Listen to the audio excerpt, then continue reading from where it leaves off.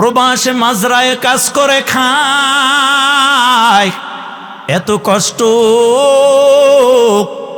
ঠিক দুপুরবেলা আরব আমিরাতে যেই পাথরগুলো আছে শুকনা জমিনে, ওই পাথরের উপর যদি একটা কাঁচা ডিম কেউ ভাঙিয়া দেয়, আগুন লাগবে না, রোদের তাপে ডিমটা ভাজি হয়ে যাবে, ঠিক কিনা? ওই রোদ্রে পুরিয়া আমার কলিজার টুকরা যুবকগুলো পয়সা কামাই করিয়া দেশে পাঠায়। মা ভালো থাকুক, বাবা ভালো থাকুক, সন্তান স্ত্রী ভালো থাকুক। আর আমার ওই সমাজের মাগুলো আমার ওই প্রবাসীর অক্লান্ত মেহনতের পয়সাগুলো পাইয়া ওই স্বামীর পয়সা দিয়া বাংলায় বসিয়া অপর পুরুষের সাথে পরকিয়া করে। জোরে বলেন আছে না না? আর একটু জোরে বলেন আছে না নাই? আরে যুবক শুনো, এরে পর্দার আড়ালের মা, ছোট্ট করে বলে যাই রে মা, শুনে নেন, এই দুনিয়াতে আল্লাহকে ভয় কর, আল্লাহর ভয় অন্তরে রাখিয়া জেনাকে ছাড়িয়া দাও গো মা। এই দুনিয়াতে যেই পুরুষগুলো স্ত্রী থাকার পরে জেনা করবে, যেই নারীগুলো স্বামী থাকার পরে অপর পুরুষের সাথে জেনা করবে, কিয়ামতের ময়দানে আমার আল্লাহ তারে শাস্তি স্বরূপ পেটের ভিতরে আগুনের বাচ্চা দিবে রে। প্রচন্ড ব্যথা পেটের ভিতরে অনুভব করবে, মনে করবে বাচ্চা বোধহয় খালাস হয়ে যাবে। কিন্তু আমার নবী বলেন না, জেনাকার আর জেনাকারিনীর পেটের আগুনের বাচ্চা কোনো দিন আর খালাস হবে না। তওবা করো ও মা, তওবা করো, ও বাবাজিরা তওবা করো, আল্লাহর আযাবকে ভয় করো। আল্লাহর আযাব বড় ভয়াবহ আযাব। জেনাকে ছাড়িয়া দাও, স্বামীর কষ্টের প্রতি একটু শ্রদ্ধা রাখো, সম্মান রাখো, বিশ্বাস রাখো, ইনশাআল্লাহ অল্প সময় বাকি। কারণ দুঃখের পরেই সুখ যিনি দেয় তিনি কে? মিশকাত শরীফের বর্ণনা 7 নম্বর খণ্ডে হযরতে আবু হুরায়রা রাদিয়াল্লাহু তাআলা আনহুর বর্ণনায় একখানা হাদিস শুনে নেন। নবীজি মসজিদে নববীর পাশে দাঁড়ালো, একজন মহিলা আমার নবীর সামনে আসিয়া বলি, ইয়া রাসূলুল্লাহ, আমি জিনা করছি, জিনার দ্বারা আল্লাহর হাবিব গো আমার পেটের ভিতরে বাচ্চা এসে গেছে। নাউজুবিল্লাহ, জোরে বলেন না। কার কাছে বলতেছে? নবীজির কাছে। কে বলতেছে? একজন মহিলা। নবী শোনা মাত্র ডান দিকে ঘুরে গেল। মহিলা সামনে গিয়া বলে, হুজুর, শয়তানের ধোকায় পড়ে স্বামী ঘরে রাখিয়া অন্য পুরুষের সাথে জিনা করছে। ইয়া রাসূলুল্লাহ, কবরের ভয় অন্তরে আসছে, আল্লাহর আযাব আমি সহ্য করতে পারবো না গো নবীজি, আমাকে শরীয়তের বিধানে যেই শাস্তি হয় ওই শাস্তি দুনিয়াতে দিয়া দেন, আল্লাহর কবরের আযাব আমি সইতে পারবো না। নবীজি এবার তৃতীয় দিকে ফিরে যান, মহিলা একই কথা বললেন। নবী চতুর্দিকে ফিরে যান, মহিলা একই কথা বললেন। চতুর্থ নম্বরে ফিরে বলার পরে আমার নবী বললেন, এরে মা, যেই জায়গায় একজন জেনাকার একজন জেনাকারিনীকে সাব্যস্ত করার জন্য সাক্ষী লাগবে 4 জন, একজনও সাক্ষী নাই। এই জন্য আমি আমার আল্লাহর 4টা দিক, 4টা জগতের দিকে ফিরিয়া তোমার জবান দিয়া কথাটা 4 বার বের করিয়া আমার আল্লাহর 4টা জগতের আমি সাক্ষী বানায়া দিলাম। আল্লাহু আকবার, জোরে বলেন না। এবার সাব্যস্ত হয়ে গেছে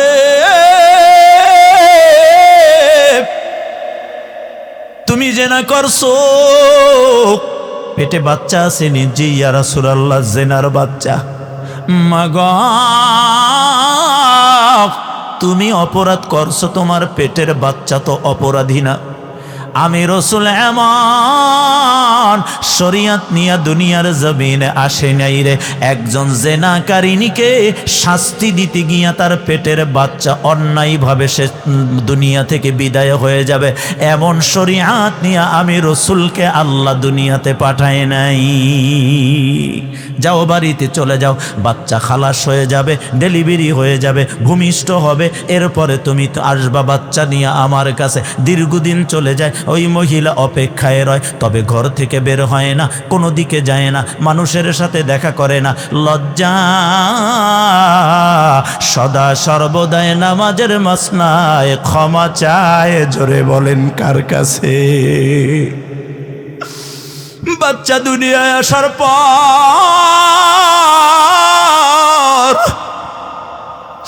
নবীর কাছে নিয়ে গেছে। নবী বলে, মাগো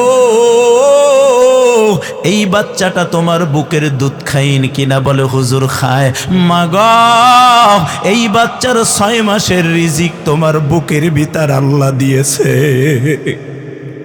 এই বাচ্চাটাকে যদি আমি এখন তোমাকে শাস্তি দেই, যেহেতু তুমি বিবাহিতা, তোমাকে রজম দিতে হবে, তোমাকে কতল করতে হবে, হাত পর্যন্ত পাটির নিচে তোমাকে ঢুকাইয়া কোমর পর্যন্ত ঢুকাইয়া, এরপরে মা গো পাথরের আঘাত দিয়া জমিন থেকে তোমাকে বিদায় করে দিব। যদি তোমাকে এখন বিদায় করে দেই, এই বাচ্চার 6 মাসের রিজিক তোমার কাছে আল্লাহ জমা রেখেছে। আমি নবীর শরীয়তে এমন বিধান নাই যে বাচ্চার রিজিক নষ্ট হবে অপরাধীর শাস্তির বিনিময়। মা গো বাড়িতে চলে যাও, তোমার বাচ্চা যখন অন্য খাবার খাওয়া শিখবে রে, তখন আসবা, জেনার বিচার করব।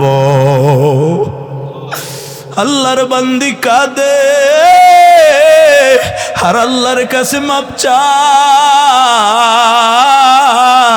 ও আল্লাহ, হায়াত পাবো কিনা জানি না। আল্লাহ আল্লাহ আমার মতো অপরাধীকে তুমি মাফ করে দাও। বাড়িতে যাই কোনো মানুষের সাথে দেখা করে না, শুধু লজ্জা। আমার রামগঞ্জের মহিলাদের কোনো লজ্জা নাই। হাজার অন্যায় করে, জেনা করে, ব্যভিচার করে, ধরা পড়ে, বিচার হয়, সমাজ থেকে বের করে ঘরের ভিতরে রাখিয়া দেয়, এরপরেও লজ্জা নাই। ও বাবার ইজ্জতের কথা চিন্তা করে না, শ্বশুরের ইজ্জতের কথা চিন্তা করে না, স্বামীর সম্মানের কথা চিন্তা না করিয়া বেনাসি ব্যাগ কান্দি নিয়া হাই হিল জুতা পরিয়া বেহায়া নিলজ্জ রাস্তায় রাত 10টা আর দিন 10টা সমান তালে দৌড়ায়। আওয়াজ দিয়া বলেন কথা ঠিক কিনা? সূরা ইয়াসিনের 52 নম্বর আয়াত খুলেন, আল্লাহ তাআলা বলছেন, قالوا يا ويلنا من بعثنا من مرقدنا هذا ما وعد الرحمن وصدق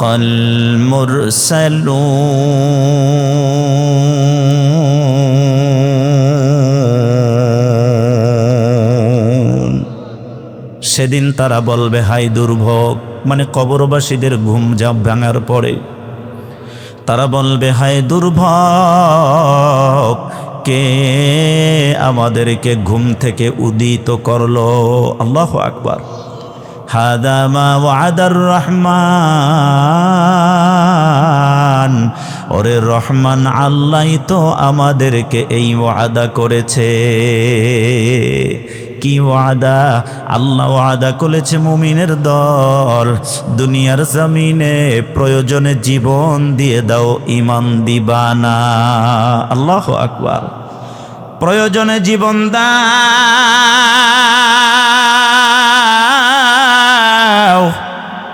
ঈমান দিও না। ঈমানটা নিয়ে যদি কবরে আসতেই পারো, আমি রব এমন ঘুম পড়াবো রে, কিয়ামত শুরুর লগ্নে ইসরাফিলের প্রথম সিংগায় ফুৎকারের আওয়াজের আগ পর্যন্ত ওই মুমিনের কবরের ঘুম কেউ ভাঙাতে পারবে না। অসাদাকল মুরসালুন, যত নবী দুনিয়ায় আসছে রে, সমস্ত নবী এই দাওয়াতগুলো দিয়ে গেছে। জোরে বলেন ঠিক কিনা? তাহলে আমাদের কি হওয়া লাগবে বলেন? মুমিনেরা কোথায় থাকবে? 1 নম্বর আয়াতে আল্লাহ তাদের বাড়ি ঘর নির্ধারণ করলেন। আল্লাহ বলেন মুমিনেরা সফল,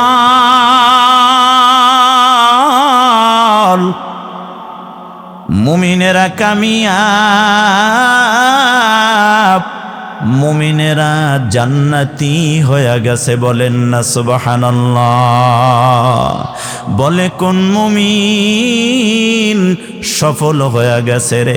কাঞ্চনপুরে তো মুসলমানের অভাব নাই, জোরে বলেন ঠিক কিনা? এত মুসলমানের ভিতর কে জান্নাতি হয়ে গেছে? 1 নম্বরে তার পরিচয়টা আল্লাহ তুলে ধরলেন। কোন মুমিন, তার গুণাবলী কি লাগবে, কোন গুণের দ্বারা মানুষটা মুমিন হয়ে জান্নাতে চলে যাবে। 1 নম্বরের পরে 2 নম্বর আয়াতে আল্লাহ জানায়া দেয়, আল্লাযীনা হুম ফি সালাতিহিম খাশিউন।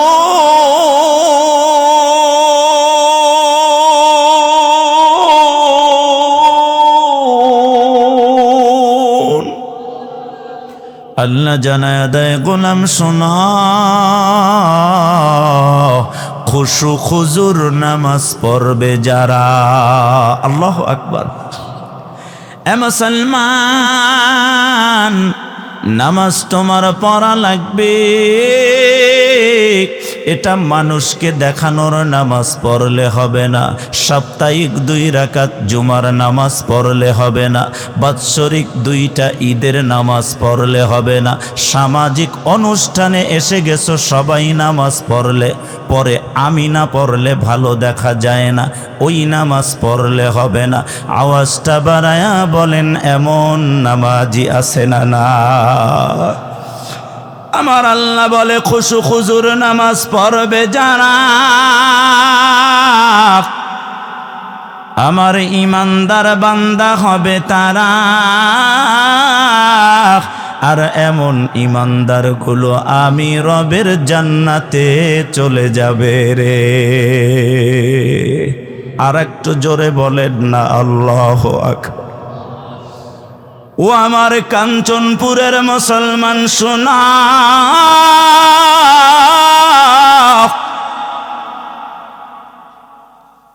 নামাজ পড়ো ওই নামাজ, যেই নামাজ আল্লাহ পড়তে বলেছেন। নামাজ পড়ো ওই নামাজ, যেই নামাজ নবী আমার শিক্ষা দিয়েছেন। আল্লাহ আপনি কবুল করে নেন, জোরে বলেন আমিন। 1 ওয়াক্ত পড়বা, আর 1 ওয়াক্ত পড়বা না। ফজর পড়ো না, জোহর পড়ো না, মাগরিবের সামাজিক নামাজ পড়ো। এই নামাজ নামাজ নয়, এ সমস্ত মুসল্লিদের উপর গজব যিনি দেন তিনি কে? আল্লাহ বলেন, ফাওয়াইলুল লিল মুসাল্লিন আল্লাযীনা হুম আন সালাতিহিম সাহুন।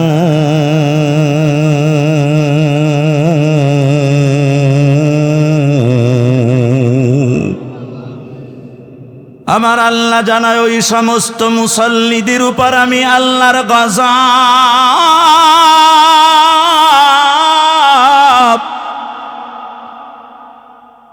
যেই মুসল্লিরা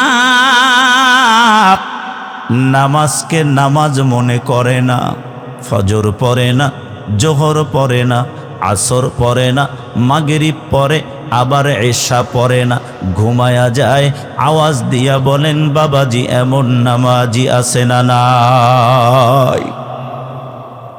নামাজে দাঁড়াইলে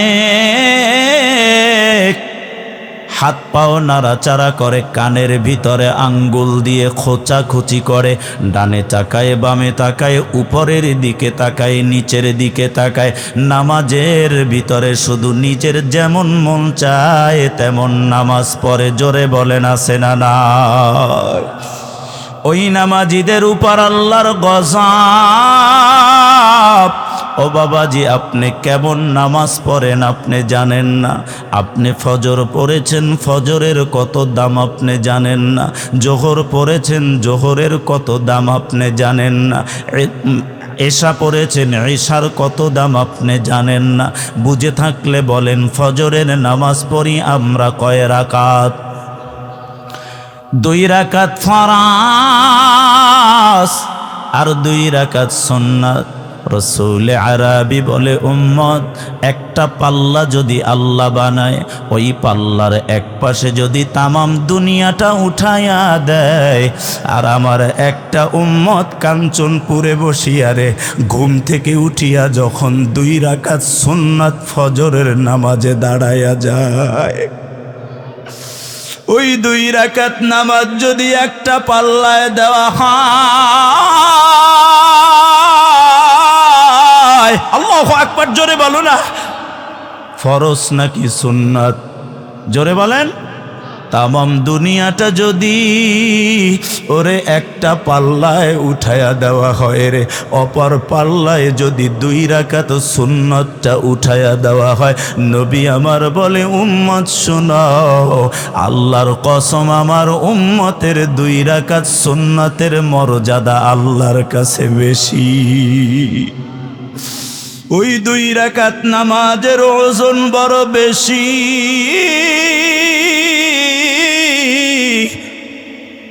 ও বাবাজি, এটা কি নামাজ? আপনি আমি পড়ি, আমরা জানি না। নবী আমার বলে, ক্বালা রাসূলুল্লাহি সাল্লাল্লাহু আলাইহি ওয়াসাল্লাম, বাইনাল আবদি ওয়া বাইনাল কুফরি তারকুস সালাহ। একজন মুসলমান আর একজন কাফেরের মাঝে পার্থক্য শুধু নামাজ, শুধুই নামাজ, আর কিছু না। যদি নামাজ পড়ে মুমিনের সার্টিফিকেট দিয়ে দাও, ওরে নামাজের দৌলত যদি জীবনে না আসে, তার হিসাবটা কি হবে আমার জানা নাই রে মুসলমান।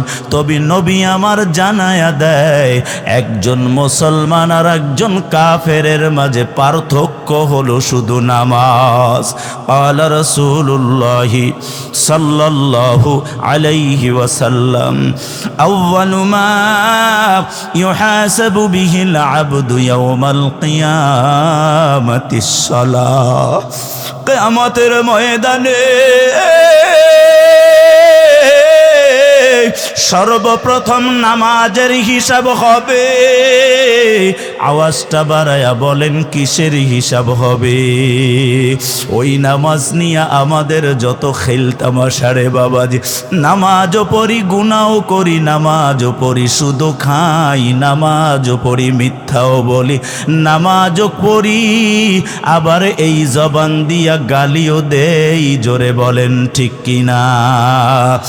কিন্তু আল্লাহ বলে, ও গোলাম শুনো,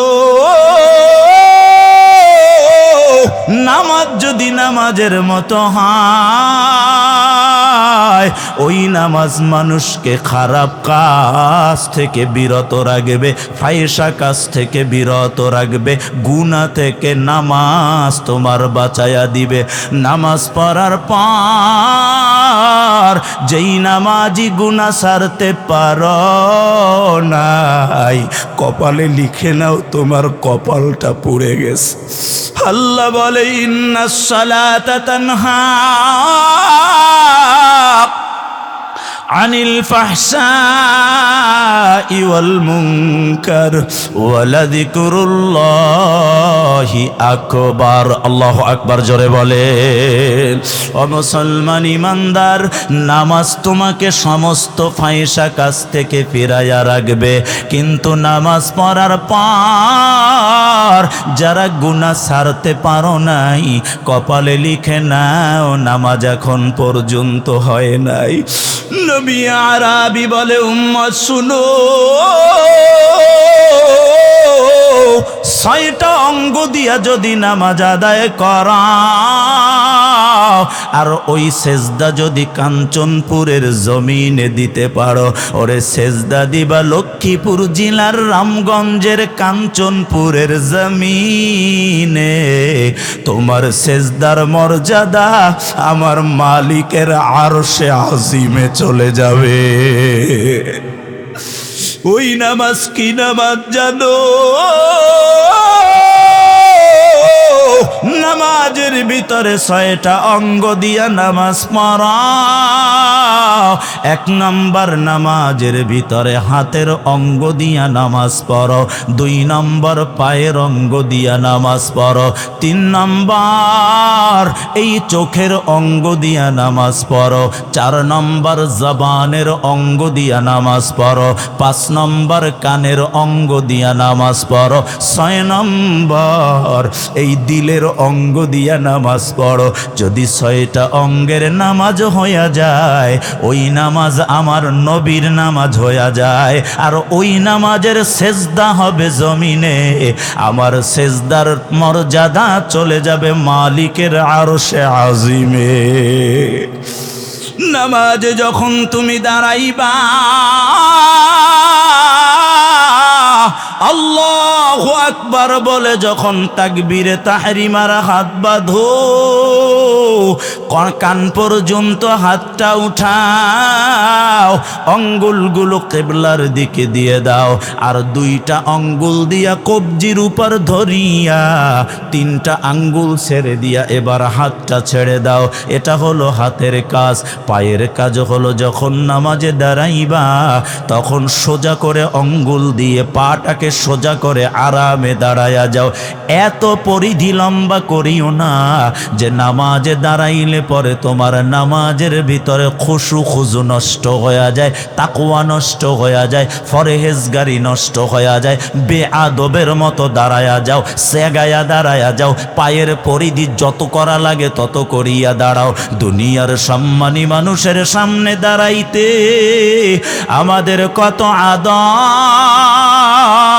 কেবলমাত্র রবের সামনে দাঁড়াইলে আমাদের আদব খুঁজে পাওয়া যায় না। যখন তুমি সেজদায় চলে যাও, পায়ের আর একটা কাজ হলো পায়ের অঙ্গুলগুলো ভাঙিয়া এইভাবে অঙ্গুলগুলো কেবরা রাখিয়া পাটাকে খাড়া করে সেজদায় চলে যাও। 3 নম্বর নামাজের কাজ, ভিতরে কাজ হলো চোখের কাজ। নামাজের ভিতরে চোখের কাজ হলো 5টা। খুব খেয়াল করে কানটা খাড়া করে শুনিয়া নেন রে বাবাজি। যখন নামাজে আপনি দাঁড়াইলেন, চোখের কাজ হলো 5টা। এই চোখ দিয়া দাঁড়ানো অবস্থায় সেজদার জায়গায় আপনি নজর দেন। 2 নম্বর রুকু অবস্থায় আপনার চোখের নজর 2 পায়ের মাঝখানে নজর দেন। আর 3 নম্বর চোখের কাজ হলো যখন আপনি সেজদায় চলে যান, চোখ 2টা খোলা রাখেন আর নাকের ডগায় সেজদার ভিতরে নজর দেন। জোরে বলেন আল্লাহু আকবার। বুঝে থাকলে বলেন, চোখের কাজ নামাজের ভিতরে কয় জায়গায়? 1 নম্বর দাঁড়ানো অবস্থায় সেজদার জায়গায়, 2 নম্বর রুকু অবস্থায় 2 পায়ের বৃত্তা আঙ্গুলের মাঝখানে, 3 নম্বর সেজদা অবস্থায় চোখ 2টা খোলা রাখিয়া নাকের ডগায় নজর দেন। 4 নম্বর তাশাহুদের বৈঠকে যখন বসেন 2 হাঁটুর মাঝখানে কোলের উপরে নজর দেন। আর 5 নম্বর যখন সালাম ফিরাবেন কাঁধের উপরে নজর দেন। আমার দিকে খেয়াল করে নেন, আসসালামু আলাইকুম ওয়া রাহমাতুল্লাহ। এই কাঁধের উপর, কাঁধের দিকে নয়, কাঁধের উপর সালামের নজর দেন।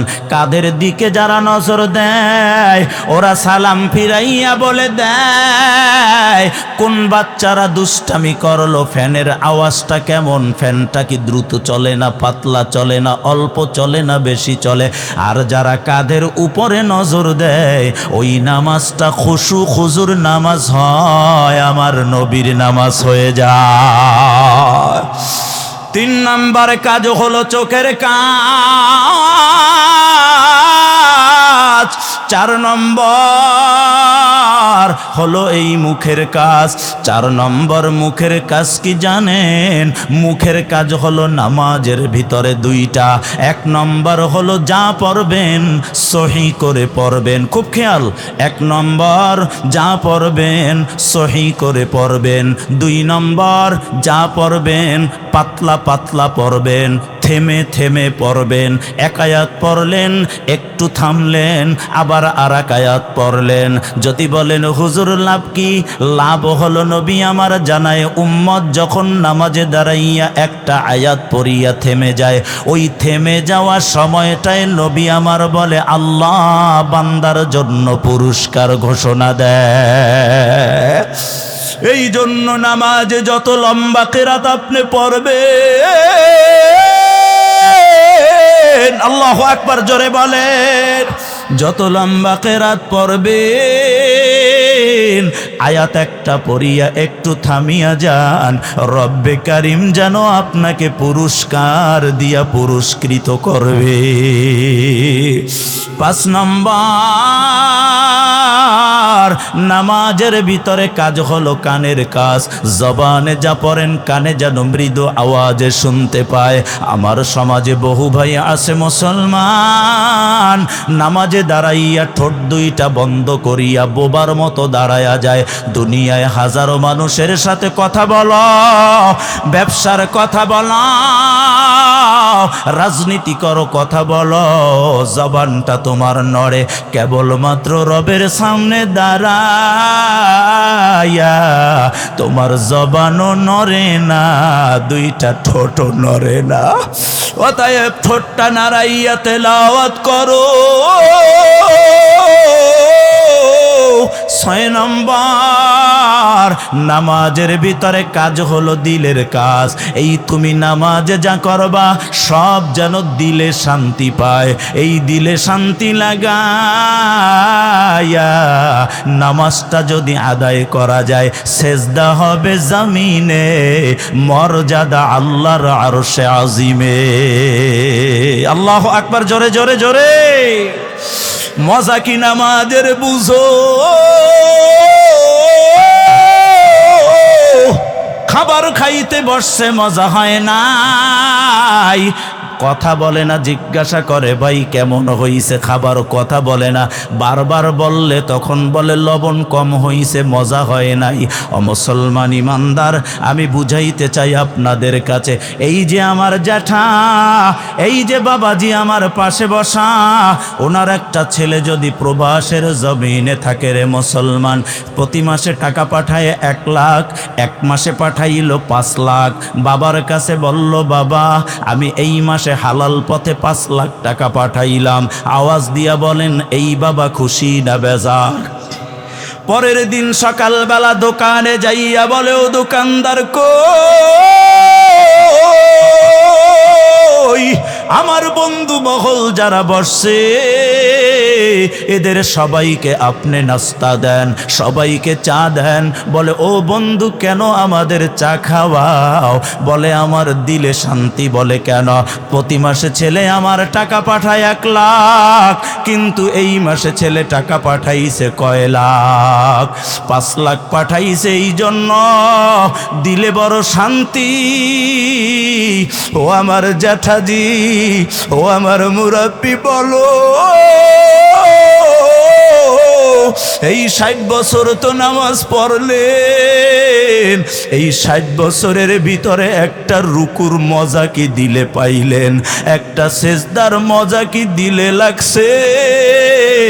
ওরে নামাজের মজা কাকে বলা হয় জানেন? যখন গাড়িতে চড়ে, ট্রেনে চড়ে, লঞ্চে চড়ে রওনা দিলেন ঢাকার উদ্দেশ্য বা ভিন্ন জায়গায়, হঠাৎ মসজিদের মিনারায় আজান, বারবার কলিজার ভিতরে গলা কাটা মুরগির মতো ছটফট শুরু হয়ে গেছে। আহারে আজান হয়ে গেছে, গাড়ি থামায় না, আমি নামাজটাও আদায় করতে পারলাম না। এইভাবে যাদের আজান হওয়ার পর কলিজার ভিতরে যন্ত্রণা শুরু হয়, ওই ব্যক্তি মুমিন হয়ে গেছে রে। ওই ব্যক্তির সেজদার মজা তার অন্তরে দিলে লেগে গেছে। আল্লাহ জানায় দেয় আল্লাযীনা হুম ফী সালাতিহিম খাশিউন, খুশু খুজুর নামাজ পড়বে যারা, আরে মনোযোগের নামাজ পড়বে যারা রে, ইমানদার বান্দা হবে তারা গো। আর এই ইমানদার গুলো মালিকের জান্নাতে চলে যাবে। 3 নম্বর আয়াতে আমার আল্লাহ জানায়া দেয় ওয়াল্লাযীনা হুম আনিল লাগবি মুরিদুন।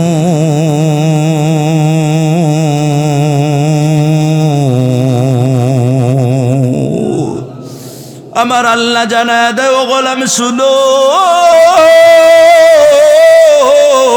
এই জবানটা অনর্থক কথাবার্তা থেকে হেফাজতে রাখবে যারা, আমার ইমানদার বান্দা হবে তারা।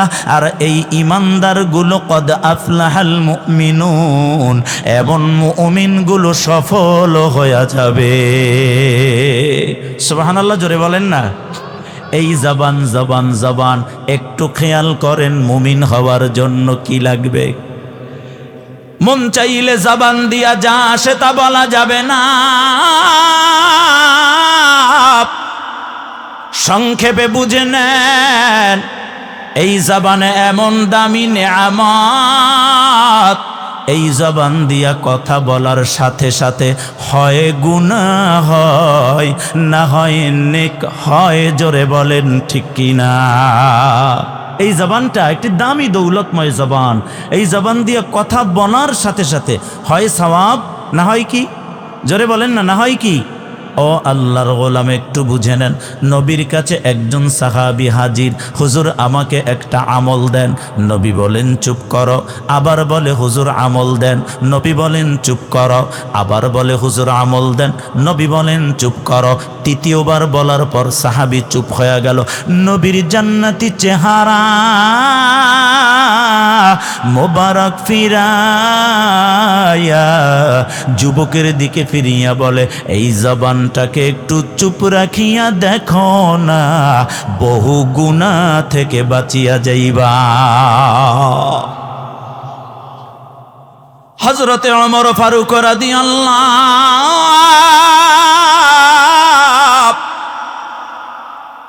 তেনার খেলাফত আমলে আমার দিকে নজর দেন। ছোট্ট একটা পাথরের টুকরা তেনার জিহ্বার মাথায় দিয়া 2টা ঠোঁট বন্ধ করে রাষ্ট্রীয় কাজ করত। হঠাৎ কোনো সাহাবী যদি কোনো প্রয়োজনে কথা বলতে আসতো, জিহ্বার মাথায় দিয়া পাথরের টুকরাটা বের করিয়া আমার নবীর সুযোগ্য সাহাবী সবার সাথে কথা বলতো। কথা বলা শেষ, এরপরে পুনরায় পাথরটা দিয়া আবার ঠোঁটটাকে বন্ধ করে রাখতো, মুখটাকে বন্ধ করে রাখতো। সাহাবায়ে কেরাম জানতে চায়, আমিরুল মুমিনিন ওগো ওমর, আপনার কাছে জানতে চাই, সব সময় দেখি জিহ্বার মাথায় একটা পাথরের টুকরা দিয়া আপনার জবানটাকে ঢাকি, আপনার জবানটাকে বন্ধ করে রাখেন।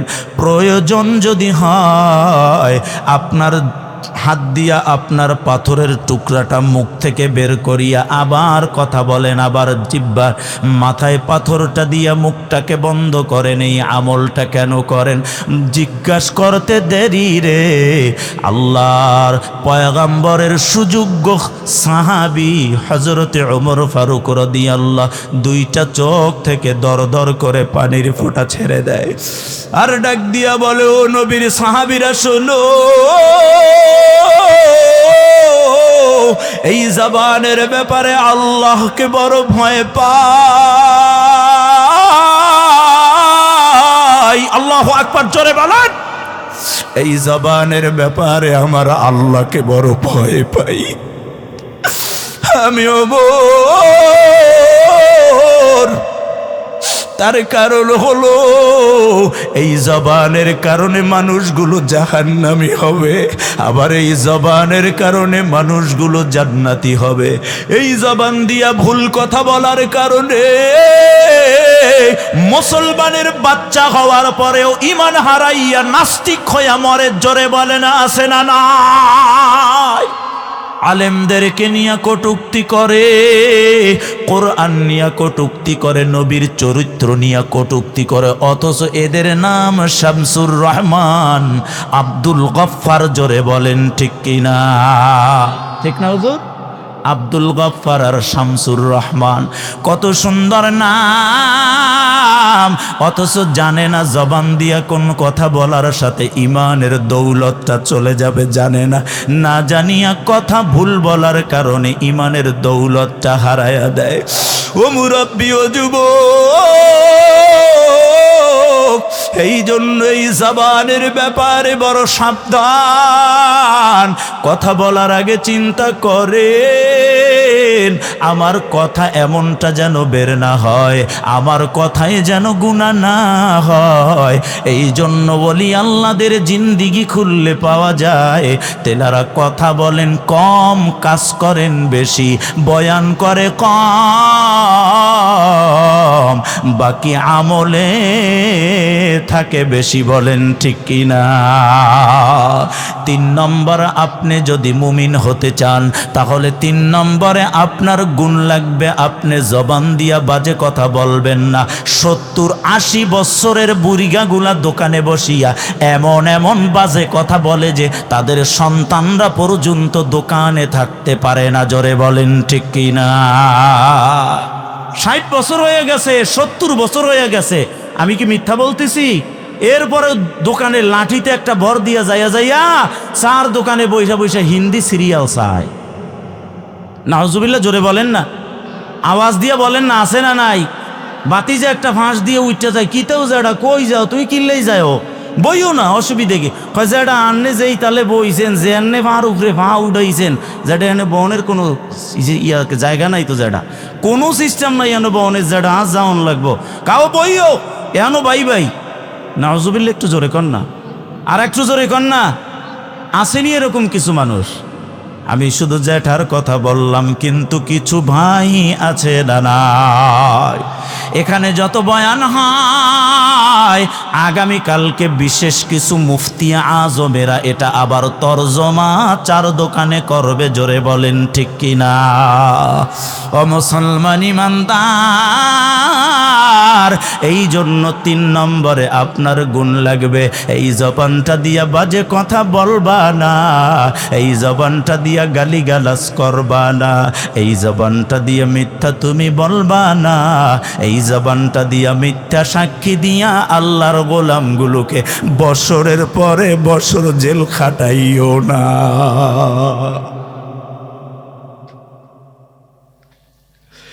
ও মুসলমান মুরব্বি, ও যুবক,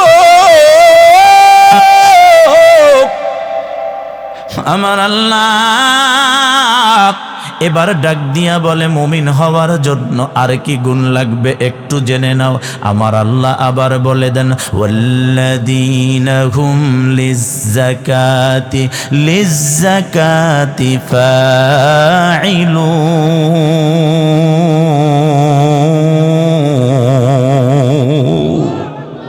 আমার আল্লাহ বলে, ও গোলাম শুনো, ওয়াল্লাযীনা হুম লিজ্জাকাতি ফাঈলুন। আত্মশুদ্ধির জীবনটা গর্বে যারা রে, আমার ইমানদার বান্দা হবে তারা, আর এমন ইমানদার মালিকের জান্নাতে চলে যাবে। আত্মশুদ্ধি কাকে বলা হয় জানেন? সহজ সংক্ষেপ বিস্তারিত তরজমা হলো, গুনাহ যত ছোট হোক করব না, আর নেকের আমল যত ছোট হোক ছাড়ব না। আল্লাহ আপনি তৌফিক দান করেন। জোরে বলেন আমিন। কথা বুঝেন তো? বুঝেন তো? আমিরুল মুমিনিনের রাস্তা দিয়া যায় মুসলমানদের দ্বিতীয় খলিফা, অর্ধ পৃথিবীর বাদশা হাঁটতেছে। পাশে একজন সাহাবী হযরতে কাব রাদিয়াল্লাহু হাঁটে। নবী আমার হযরতে ওমর রাদিয়াল্লাহু বলে, রে কাব বলো তো দুনিয়ার জমিনে তাকওয়া কাকে বলা হয়? কি বলা হয়? তাকওয়া কাকে বলা হয়? তুমি বলো তো আত্মশুদ্ধি কাকে বলা হয়? আমিরুল মুমিনিনকে জবাব দিল ওমর, আমার আত্মশুদ্ধি কাকে বলে আপনি জানেন না? বলে আমি জানি, তারপরেও জানতে চাই। হযরতে কাব রাদিয়াল্লাহু বলে, আমিরুল মুমিনিন শোনেন, আপনি কি কখনো কণ্ঠকাকীর্ণ রাস্তা দিয়া চলাফেরা করেছেন? বলে হ্যাঁ। কণ্ঠকাকীর্ণ রাস্তাটা অত্যন্ত সরু, চিকুন, ময়লাযুক্ত, আগুনযুক্ত। এটার ভিতরে চলার জন্য বড় সাবধান হয়ে চলতে হয়। এই রাস্তাটাকে ঝুঁকিপূর্ণ রাস্তা, কণ্ঠকাকীর্ণ রাস্তা বলা হয়। ও আমিরুল মুমিনিন বলে, যদি এই কণ্ঠকাকীর্ণ রাস্তা দিয়া আপনার যাইতে গন্তব্যে হয়, আর কোনো রাস্তা যদি না থাকে, আপনি কেমন করে ওই রাস্তা দিয়া চলবেন আমাকে একটু বলে দেন। আমিরুল মুমিনিন বলে, ওরে কাব শোনাও, আমি যদি গন্তব্যে হাজীগঞ্জে যাই, আর এই রাস্তা যদি একটাই হয়, কাটাখালি দিয়েই হাজীগঞ্জ যাওয়া যাবে, বিকল্প কোনো রাস্তা নাই, এমনটা যদি হয়, আর এই রাস্তা যদি ভাঙ্গা হয়, এই রাস্তায় যদি আগুন থাকে, এই রাস্তায় যদি কাটা থাকে, এই রাস্তায় যদি কাদা থাকে, এই রাস্তায় যদি ময়লা আবর্জনা থাকে, আর এই রাস্তা দিয়েই যদি আমার যাইতে হয়, বড় সাবধান হয়ে আমার কদম দেওয়া লাগবে, পা যেন কাটায় আঘাত না পায়, কাদায় পড়ে না যায়, ময়লায় কাপড় যেন নষ্ট না হয়। একটা কদম দিলাম, দ্বিতীয় কদমের সময় আরো সাবধান, আরো সাবধান, কারণ যাইতেছি সামনে, আমি পিছনে আর ফেরার সুযোগ পাবো না। ও মুরাব্বি, ও যুবক শুনো, নাসিরউদ্দিন আনসারী 19 বছর ধরে ময়দানে বয়ান করি রে বাবা। এখন যদি আমি ইচ্ছা করি 10 বছরের যেইভাবে বয়ান করতাম সেই জায়গায় ফিরে যাব, সম্ভব? 43 বছর বয়স, যদি আমি 5 বছর কমাইতে চাই, আর কমানোর সুযোগ নাই রে বাবা। ও মুরাব্বি, হাজার চেষ্টা করলে পাকা দাড়ি আর কাঁচা হবে না রে বাজান। যেই চামড়া শুকায়া গেছে, ওই শুকনা চামড়া আর ঢিলে ঢালা হবে, কিন্তু আর কখনো টাইট হবে না রে বাবা। স্পষ্ট বুঝে নেন, হযরতে ওমর ফারুক রাদিয়াল্লাহু বুঝাইতে চায়, ও মুসলমান, এই দুনিয়া হলো তোমার কণ্ঠকাকীর্ণ রাস্তা। এই রাস্তায় তুমি সামনে শুধু যাইতেই পারবা, হায়াত শুধু বাড়তেই থাকবে, আর কমার সম্ভাবনা নাই। অতএব ঘর থেকে বের হওয়ার সময় যখন কদম দিবা, ওই কদম দেওয়ার সময় বড় সাবধান, কারণ আমার এই কদমটা সামনে দিলাম যেন গুনাহ না হয়, জবান দিয়া যা বললাম কথায় যেন গুনাহ না হয়, হাত দিয়া আমি যা করলাম হাতের কাজে যেন গুনাহ না হয়, আমি সিগনেচার দিলাম কোন কাগজে, খবরদার এটা যেন সুদের সাক্ষীর স্বাক্ষর না হয়। এটার নাম হলো আত্মশুদ্ধি। ও মুরাব্বি, আত্মশুদ্ধির জীবনটা যারা গড়বে রে, আমার আল্লাহ বলে, কদ আফলাহাল মুমিনুন, এমন মুমিনগুলো সফল হয়ে গেছে রে, এই মুমিনগুলো জান্নাতি হয়ে গেছে। বলেন না আল্লাহু আকবার। মুসলমান,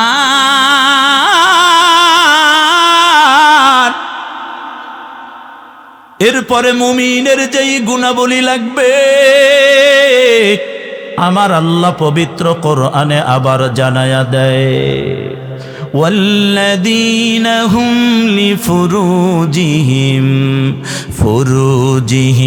হাফিযুন। আর একটু জোরে বলেন না, আবার বলেন বাবা। কষ্ট পাচ্ছেন আপনারা? বিরক্ত হচ্ছেন? এ জাতীয় আলোচনা সমাজে প্রয়োজন আছে? এটা কারো বিরুদ্ধে হচ্ছে, কারো গীবত হচ্ছে, কোনো ব্যক্তিকে আঘাত করা হচ্ছে। বাবারে একটু শুনে নেন, মুমিন হওয়ার জন্য কি গুণাবলী লাগবে। আল্লাহ বলে ওয়াল্লাযীনা হুম লিফুরুজিহিম হাফিজুন। আল্লাহ জানায়া দেয় ওয়াল্লাযীনা হুম লিফুরুজিহিম হাফিজুন, জিনা ব্যভিচার করবে না যারা। আল্লাহু আকবার। জেনা ব্যভিচার করবে না যারা, আমার ইমানদার বান্দা হবে তারা। এমন ইমানদার মালিকের জান্নাতে চলে যাবে। ওরে কাঞ্চনপুরের মুরাব্বি যুবক বলো, সমাজে জেনা আছে না নাই? এখন চলছে জেনার প্রতিযোগিতা। শহরে জেনা, বাজারে জেনা, হোটেলে জেনা, লঞ্চে জেনা, পার্কে জেনা, ঘরে জেনা, বাড়িতে জেনা, এমনকি আজকে মুসলমানের ঘরে ঘরে জেনা ঢুকে গেছে। বলেন না নাউযুবিল্লাহ। দুই শ্রেণীর মানুষের কারণে জমিনে গজব।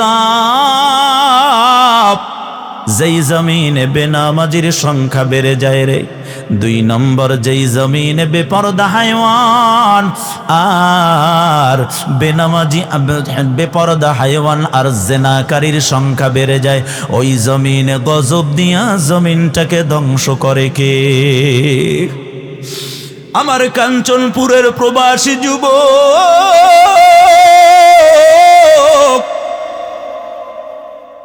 প্রবাসে মাজরায় কাজ করে খায়, এত কষ্ট। ঠিক দুপুরবেলা আরব আমিরাতে যেই পাথরগুলো আছে শুকনা জমিনে, ওই পাথরের উপর যদি একটা কাঁচা ডিম কেউ ভাঙিয়া দেয়, আগুন লাগবে না, রোদের তাপে ডিমটা ভাজি হয়ে যাবে, ঠিক কিনা? ওই রোদ্রে পুরিয়া আমার কলিজার টুকরা যুবকগুলো পয়সা কামাই করিয়া দেশে পাঠায়। মা ভালো থাকুক, বাবা ভালো থাকুক, সন্তান স্ত্রী ভালো থাকুক। আর আমার ওই সমাজের মাগুলো আমার ওই প্রবাসীর অক্লান্ত মেহনতের পয়সাগুলো পাইয়া ওই স্বামীর পয়সা দিয়া বাংলায় বসিয়া অপর পুরুষের সাথে পরকিয়া করে। জোরে বলেন আছে না না? আর একটু জোরে বলেন আছে না নাই? আরে যুবক শুনো, এরে পর্দার আড়ালের মা, ছোট্ট করে বলে যাই রে মা, শুনে নেন, এই দুনিয়াতে আল্লাহকে ভয় কর, আল্লাহর ভয় অন্তরে রাখিয়া জেনাকে ছাড়িয়া দাও গো মা। এই দুনিয়াতে যেই পুরুষগুলো স্ত্রী থাকার পরে জেনা করবে, যেই নারীগুলো স্বামী থাকার পরে অপর পুরুষের সাথে জেনা করবে, কিয়ামতের ময়দানে আমার আল্লাহ তারে শাস্তি স্বরূপ পেটের ভিতরে আগুনের বাচ্চা দিবে রে। প্রচন্ড ব্যথা পেটের ভিতরে অনুভব করবে, মনে করবে বাচ্চা বোধহয় খালাস হয়ে যাবে। কিন্তু আমার নবী বলেন না, জেনাকার আর জেনাকারিনীর পেটের আগুনের বাচ্চা কোনো দিন আর খালাস হবে না। তওবা করো ও মা, তওবা করো, ও বাবাজিরা তওবা করো, আল্লাহর আযাবকে ভয় করো। আল্লাহর আযাব বড় ভয়াবহ আযাব। জেনাকে ছাড়িয়া দাও, স্বামীর কষ্টের প্রতি একটু শ্রদ্ধা রাখো, সম্মান রাখো, বিশ্বাস রাখো, ইনশাআল্লাহ অল্প সময় বাকি। কারণ দুঃখের পরেই সুখ যিনি দেয় তিনি কে? মিশকাত শরীফের বর্ণনা 7 নম্বর খণ্ডে হযরতে আবু হুরায়রা রাদিয়াল্লাহু তাআলা আনহুর বর্ণনায় একখানা হাদিস শুনে নেন। নবীজি মসজিদে নববীর পাশে দাঁড়ালো, একজন মহিলা আমার নবীর সামনে আসিয়া বলি, ইয়া রাসূলুল্লাহ, আমি জিনা করছি, জিনার দ্বারা আল্লাহর হাবিব গো আমার পেটের ভিতরে বাচ্চা এসে গেছে। নাউজুবিল্লাহ, জোরে বলেন না। কার কাছে বলতেছে? নবীজির কাছে। কে বলতেছে? একজন মহিলা। নবী শোনা মাত্র ডান দিকে ঘুরে গেল। মহিলা সামনে গিয়া বলে, হুজুর, শয়তানের ধোকায় পড়ে স্বামী ঘরে রাখিয়া অন্য পুরুষের সাথে জিনা করছে। ইয়া রাসূলুল্লাহ, কবরের ভয় অন্তরে আসছে, আল্লাহর আযাব আমি সহ্য করতে পারবো না গো নবীজি, আমাকে শরীয়তের বিধানে যেই শাস্তি হয় ওই শাস্তি দুনিয়াতে দিয়া দেন, আল্লাহর কবরের আযাব আমি সইতে পারবো না। নবীজি এবার তৃতীয় দিকে ফিরে যান, মহিলা একই কথা বললেন। নবী চতুর্দিকে ফিরে যান, মহিলা একই কথা বললেন। চতুর্থ নম্বরে ফিরে বলার পরে আমার নবী বললেন, এরে মা, যেই জায়গায় একজন জেনাকার, একজন জেনাকারিনীকে সাব্যস্ত করার জন্য সাক্ষী লাগবে 4 জন, একজনও সাক্ষী নাই। এই জন্য আমি আমার আল্লাহর 4টা দিক, 4টা জগতের দিকে ফিরিয়া তোমার জবান দিয়া কথাটা 4 বার বের করিয়া আমার আল্লাহর 4টা জগতের আমি সাক্ষী বানায়া দিলাম। আল্লাহু আকবার, জোরে বলেন না। এবার সাব্যস্ত হয়ে গেছে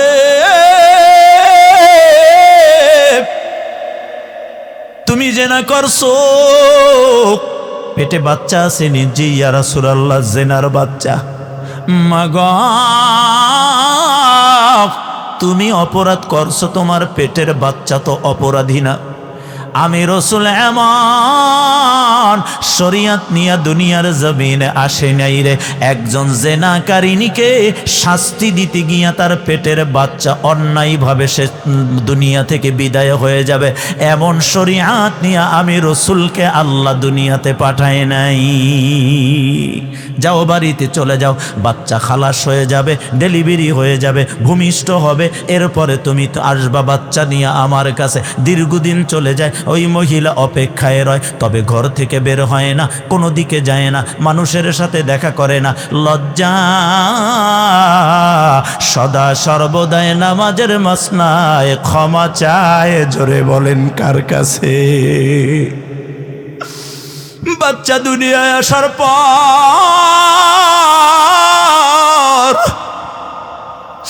নবীর কাছে নিয়ে গেছে। নবী বলে, মাগো,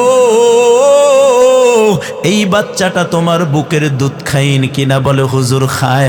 মাগো, এই বাচ্চার 6 মাসের রিজিক তোমার বুকের ভিতর আল্লাহ দিয়েছে। এই বাচ্চাটাকে যদি আমি এখন তোমাকে শাস্তি দেই, যেহেতু তুমি বিবাহিতা, তোমাকে রজম দিতে হবে, তোমাকে কতল করতে হবে, হাত পর্যন্ত পাটির নিচে তোমাকে ঢুকাইয়া কোমর পর্যন্ত ঢুকাইয়া, এরপরে মাগো পাথরের আঘাত দিয়া জমিন থেকে তোমাকে বিদায় করে দিব। যদি তোমাকে এখন বিদায় করে দেই, এই বাচ্চার 6 মাসের রিজিক তোমার কাছে আল্লাহ জমা রেখেছে।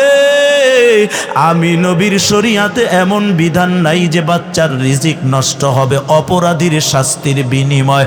মাগো, বাড়িতে চলে যাও, তোমার বাচ্চা যখন অন্য খাবার খাওয়া শিখবে রে, তখন আসবা, জেনার বিচার করব। আল্লাহর বান্দি কাঁদে আর আল্লাহর কাছে মাপ চায়। ও আল্লাহ, হায়াত পাবো কিনা জানি না। আল্লাহ, আল্লাহ, আমার মতো অপরাধীকে তুমি মাফ করে দাও। বাড়িতে যাই কোনো মানুষের সাথে দেখা করে না, শুধু লজ্জা। আমার রামগঞ্জের মহিলাদের কোনো লজ্জা নাই, হাজার অন্যায় করে, জেনা করে, ব্যভিচার করে, ধরা পড়ে, বিচার হয়, সমাজ থেকে বের করে ঘরের ভিতরে রাখিয়া দেয়, এরপরেও লজ্জা নাই। ও বাবার ইজ্জতের কথা চিন্তা করে না, শ্বশুরের ইজ্জতের কথা চিন্তা করে না, স্বামীর সম্মানের কথা চিন্তা না করিয়া বেনাসি ব্যাগ কান্দি নিয়া হাই হিল জুতা পরিয়া বেহায়া নিলজ্জ রাস্তায় রাত 10টা আর দিন 10টা সমান তালে দৌড়ায়। আওয়াজ দিয়া বলেন কথা ঠিক কিনা? না দেয় মুরাব্বিকে কোনো ইজ্জত,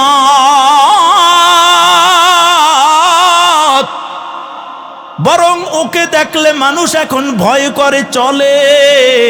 ও কাউকে ভয় করে না, ও কাউকে শরম করে না, বরং তারে দেখলে মুরাব্বিরা শরমে পালায়া যায়। কতক্ষণ ঠিক নেই? মৌমাছির বাসায় ঢিল দিয়ে আঘাত করলে মৌমাছিগুলো ছুটে যায়। আর একদিকে ভেমরুল আছে, চিনেন তো আপনারা? চিনেন না আপনারা? যদি আঘাত দেন ঢিল দিয়া অথবা নাড়া দেন, ছুটবে আর ধরবে আর কামড়াবে। ওরে মুসলমান ইমানদার, ভেমরুলের বাসা ভাঙলে কামড় খাওয়া যায়, আর মৌমাছির বাসা যদি ভাঙা হয় তাহলে মৌমাছির বাসা দিয়ে মধু পাওয়া যায়। কথা বলেন না কেন? আর একটু জোরে বলেন না। এই সমাজের ভিতরে এ ধরনের কিছু ভেমরুল, শয়তান, নিলজ্জ হাইওয়ান আছে না না? মহিলা যেই খাবার খায় এই বাচ্চাটার ঠোঁটের উপরে দেয় আর বলে, রে বাবা একটু খাবার খাওয়া শিখ রে বাবা, আমি আল্লাহর আযাবকে বড় ভয় পাই। একদিন দেখে মহিলা একটু রুটির একটা অংশ মুখের উপরে দিয়ে দিল, খাবুস। যখন ঠোঁটের উপরে দিল, ওই বাচ্চাটা আস্তে চিবায়া চিবায়া খাইতেছে। এই অবস্থায় ধরিয়া বাচ্চাটাকে নিয়ে নবীর কাছে হাজির হয়ে গেছে। ইয়া রাসূলুল্লাহ, এই যে নজর দেন, আমার বাচ্চার রুটি খাইতে পারে আর আমার বুকের দুধের দরকার নাই। আল্লাহু আকবার। জিনার শাস্তি আমাকে দে, আল্লাহর আযাবকে বড় ভয় করি। নবী গো, আল্লাহর কাঠগড়ায় আসামি হইয়া দাঁড়াইতে পারবো না গো নবী। নবী আমার বললেন, ও সাহাবীরা, একটা গর্ত খনন করো, গর্তের ভিতরে এই মহিলাকে নিয়ে ফেলে দাও, কোমর পর্যন্ত পাথর দিয়ে আটকায়া দাও। একজন সাহাবা হযরতে সালমান ফারসি রাদিয়াল্লাহু, 350 বছর বয়স, তাকে অনুমতি দেওয়া হয়, যাও মহিলাকে টেনে হিসড়ে নিয়ে আসো। মহিলাকে ধরতে যায়, মহিলা দুইটা চোখ থেকে পানি দর দর করে ছেড়ে দেয় আর ডাক দিয়া বলে, ভাই সাহাবী, আমাকে তোমার হাত দিয়া ধরিও না। যদি তুমি হাত দিয়া ধরিয়া টানিয়া নাও, প্রমাণ হয়ে যাবে আমি রাজি ছিলাম না, জোর করে শাস্তি দিয়েছ। আমাকে একা যাইতে দাও, আমি আমার মালিককে দেখাইতে চাই। আল্লাহর আযাব সহ্য করতে পারবো না, কবরের আযাবের ভয়ে আমি দুনিয়াতে শাস্তি নিতে তৈয়ার। মহিলা একটা দৌড় দিয়া গর্তে পড়ে যায়, চারপাশে পাথর, সাহাবায়ে কেরাম দিয়া কোমর পর্যন্ত আটকায়া দেয়। নবী এবার একটা আয়াত তেলাওয়াত করলেন, সূরা নূর 2 নম্বর আয়াতে কারিমা নবী আমার তেলাওয়াত করলেন, আয-যানিয়াতু আয-যানি ফাজলিদু কুল্লা ওয়াহিদিম মিনহুমা মিআতা জালদা ওয়া লা তা'খুযুকুম বিহিমা রা'ফাতুন ফি দীনিল্লাহ ইন কুনতুম তু'মিনুনা بالله واليوم الآخر وليشهد عذابهما طائفة من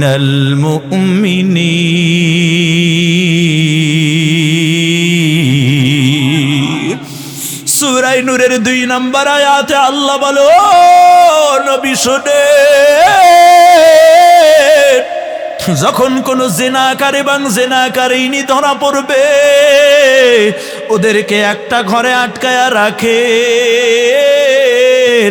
এরপরে ওদেরকে কাজীর মাধ্যমে, বিচারকের মাধ্যমে যদি অবিবাহিত হয় 100 ডোররা দেন, 70 অথবা 80 ডোররা দেওয়ার পরে যদি মারা যায়, অবিবাহিত ওই জেনাকার বা জেনাকারিনীকে ভালো কোনো আলেম দিয়া, বড় কোনো আলেম দিয়া, কোনো পীর সাহেব দিয়া তার জানাজা পড়াবা না, সাধারণ একজন মানুষ দিয়া তার জানাজা পড়াইয়া তাকে কবরের ভিতরে রাখিয়া মাটি চাপা দিয়া মাটির উপরে বাকি 30 বা 20টা ডোররা মারিয়া দাও। জোরে বলেন না নাউজুবিল্লাহ।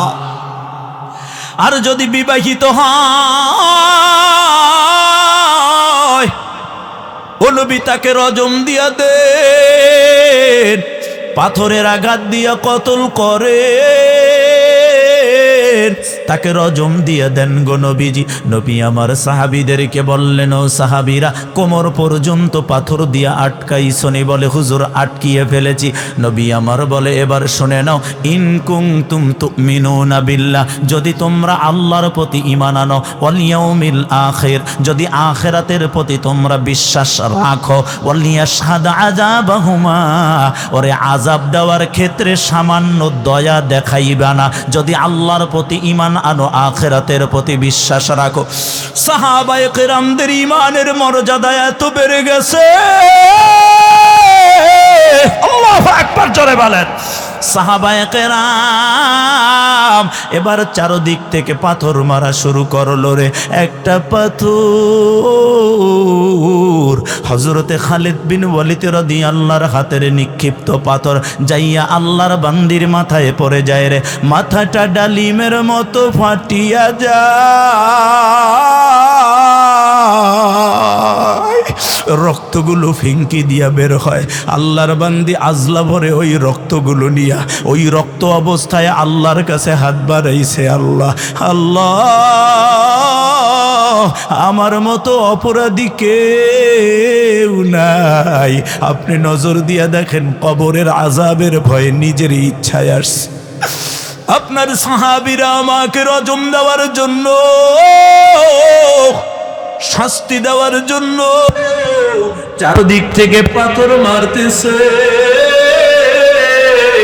আমার মাথাটা ফাটিয়ে গেছে ডালিমের মতো রে আল্লাহ, রক্তগুলো বের হয়, এই রক্ত নিয়ে আপনার কাছে হাত বাড়াইছি রে আল্লাহ, আমার মতো অভাগিনীর জন্য আপনি মালিকের কি কোনো মায়া হয় না? আমার জন্য কি কোনো ক্ষমার ব্যবস্থা নাই রে আল্লাহ? আল্লাহ জিবরাইলকে বলে, জিবরাইল কই,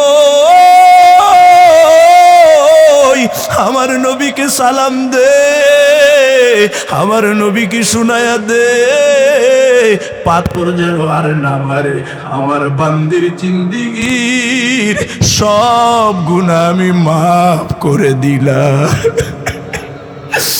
গুনাই শুধু আমি মাফ করি নাই, ওরে যেই গুনাহ আমি মাফ করছি ওই গুনাহ আমি আল্লাহ নেক বানায়া দিল।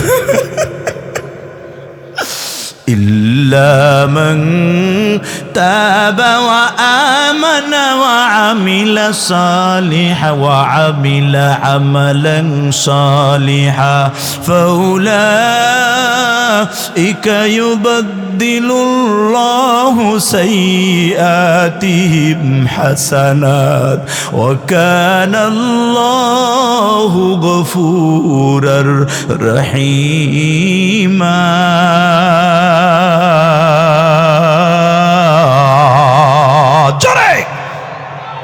আমার আল্লাহ জানা দেয়, তারা যদি তওবা করে,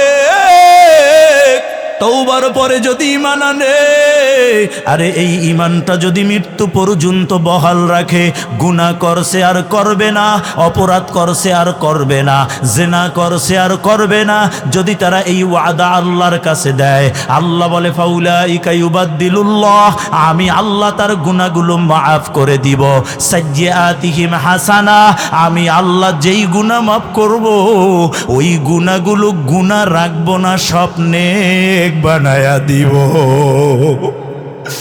জিবরাইল আমিন বলে, নবী গো, সাহাবীদেরকে পাথর মারতে নিষেধ করেন, আল্লাহর বান্দির তওবা আল্লাহ কবুল করেছে, গুনাহ মাফ হয়ে গেছে, গুনাহ নেক আল্লাহ বানায়া দিছে। জোরে বলে, আর একটু জোরে বলে, আর একটু জোরে বলেন। নবী আমার ডাক দিয়া বলে, ও সাহাবীরা শোনো, পাথর মারিও না।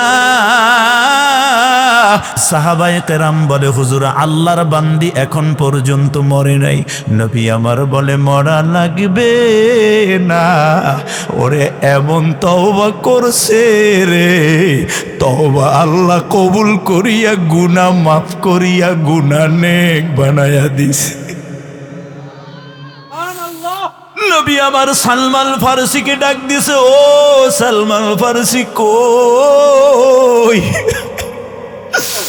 এমন নেককার বান্দি, মাসুম পুত পবিত্র আল্লাহর বান্দি হয়ে গেছে রে। সালমান, তুমি বয়োবৃদ্ধ মানুষ, তুমি তার কাছে একটু যাও, তাকে পাথরটা সরাইয়া তুলো, তাকে চিকিৎসার ব্যবস্থা করো। হযরত সালমান ফারসি কাছে চলে যায় আর ডাক দিয়া বলে, ইয়া রাসূলুল্লাহ, আর তোলা লাগবে না, কারণ আল্লাহর বান্দি এমন তওবা করছে, তওবা মাফ করায়া আল্লাহর বান্দি এই দুনিয়ার জমিন ছেড়ে আল্লাহর কাছে চলে গেছে। ও মুসলমান ইমানদার, একটু কানটা খাড়া করে শুনে নেন। ও পর্দার আড়ালের আম্মা যান, জেনা ব্যভিচার যদি থাকে ছেড়ে দেন। আল্লাহ বলে মুমিন হয়ে মরতে চাও, জেনা ব্যভিচার ছেড়ে দাও। এরপরে আল্লাহ বলে মুমিন হয়ে মরতে চাও, তাহলে আর একটা গুণ নিয়ে নাও, ওয়াল্লাযীনা হুম লিআমানাতিহিম ওয়া আহদিহিম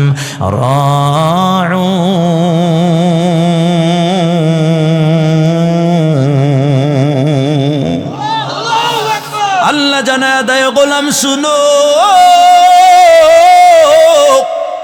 আমানতের জিম্মা যারা ঠিক রাখবা, ওয়াদা যারা ঠিক রাখবা, কদ আফলাহাল মুমিনুন, এমন মুমিনগুলো বিজয় লাভ করেছে। আর একটু জোরে কন্যা, আর একটু জোরে কন্যা। ও পর্দার আড়ালের আম্মা যান, স্বামী প্রবাস চলে গেছে, আপনাকে আমানত দুনিয়াতে রেখে গেছে, খবরদার স্বামীর অবর্তমানে স্বামীর অনুমতি ছাড়া ঘর থেকে একটা পয়সা পর্যন্ত কাউকে ধার দেওয়া হারাম। কথা বুঝেননি? ওয়াজ বুঝেননি আপনারা? এইটা একটা ওয়াজ আর কি, ভালো কইরা বুঝালান মায়েরা। মহিলারা, বাপের বাড়ি আলাগো তো খালি দিতেছেন দিতেছেন দিতেছেন, গোপনে এমনে হেমনে, প্রকাশ্যে সামনে পিছনে, ঈদের সান, কোরবানি সান, রোজার সান, আওয়াজ কন জোরে, ঠিক কিনা? এটি বাদ দেন, স্বামীর অনুমতি ছাড়া যদি দেন তাহলে আল্লাহর আদালতে মুনাফেক হয়ে উঠতে হবে। এ বিষয়ে কথা লম্বা, সময় নাই। আল্লাহ ডাক দিয়ে বলে, মুমিন হয়ে যদি মরতে চাও শুনে নাও, ওয়াল্লাযীনা হুম আলা সালাওয়াতিহিম ইউহাফিযুন।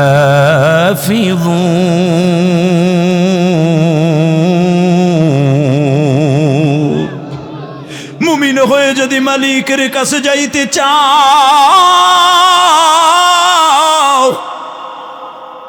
5 ওয়াক্ত নামাজ হেফাজত করো। পড়া আর হেফাজত এক জিনিস নয়। নামাজ সময় হওয়ার সাথে আওয়াল ওয়াক্তে পড়ে না। ফজর ফজরের সময়, জোহর জোহরের সময়, আসর আসরের সময়, মাগরিব মাগরিবের সময়, এশা এশার সময় যদি পড়তে পারো, এটাকে বলা হয় হেফাজত। ওয়াল্লাযীনা হুম আলা সালাওয়াতিহিম ইউহাফিজুন। 5 ওয়াক্ত নামাজ হেফাজত করবে যারা রে, আমার আল্লাহ বলে, কদ আফলাহাল মুমিনুন, মুমিনগুলো বিজয় হয়ে গেছে। এই গুণগুলো যদি আমাদের সবার ভিতরে থাকে, এই গুণগুলো যদি আমরা সবাই আনতে পারি, ইনশাআল্লাহ বলেন, ইনশাআল্লাহ বলেন, ইনশাআল্লাহ বলেন, নামাজ পড়ব খুশু খুজুর সহিত, জবানটা দিয়া বাজে কথা বলবো না, আত্মশুদ্ধির জীবনটা গড়ব, জেনা ব্যভিচার করব না, ওয়াদা রক্ষা করব, আমানতের জিম্মা ঠিক রাখব, 5 ওয়াক্ত নামাজ হেফাজত করব। যদি এই গুণগুলো আমাদের ভিতরে পাওয়া যায়, আল্লাহ জানায়া দেয়, উলাইকা হুমুল ওয়ারিসুন, এরা হলো ওয়ারিস। বাবা মারা গেলে সন্তান সম্পদের মালিক কে হয়? জোরে জোরে জোরে। ও মুসলমান ইমানদার, উলাইকা হুমুল ওয়ারিসুন, এরা হলো ওয়ারিস। আল্লাযীনা ইয়ারিসুনাল ফিরদাউসা হুম ফিহা খালিদুন।